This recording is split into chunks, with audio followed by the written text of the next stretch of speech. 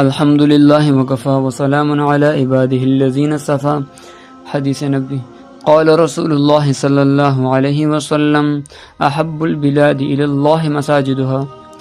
اللہ کے نزدیک محبوب ترین جگہ شہروں میں ان کی مسجدیں ہیں۔ جو شخص مسجد میں رہتا ہے تو اس پر خداوند قدوس اپنی رحمت کا سایہ کرتا ہے اور اسے خیر و بھلائی کی سعادت سے نوازتا ہے۔ اسی وجہ سے فرمایا کہ بہترین جگہ مسجدیں ہیں۔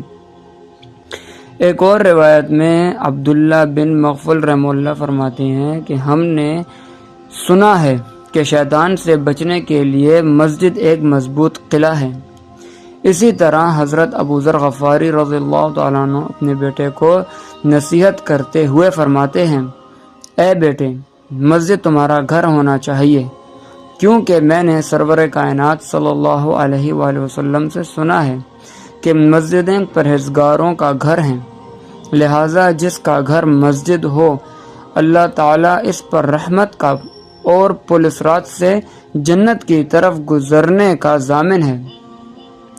اسی طرح ایک اور جگہ حضرت ابو ذر رضی اللہ تعالیٰ عنہ فرماتے ہیں کہ جو شخص مسجد میں داخل ہوا وہ اللہ کا مہمان بن جاتا ہے، اور اللہ کی مہمانی یہ ہوتی ہے کہ اللہ اس کی مغفرت کر دے۔ اسی وجہ سے فقہا یہ فرماتے ہیں کہ جب مسجد میں اذان کے بعد فرشتے نعمتوں کا دسترخوان لے کر نازل ہونے لگیں تو اب مسجد سے باہر نکلنے والا گویا اللہ تعالیٰ کے دسترخوان کو چھوڑ کر جاتا ہے، اور یہ بہت ہی نامناسب بات ہے۔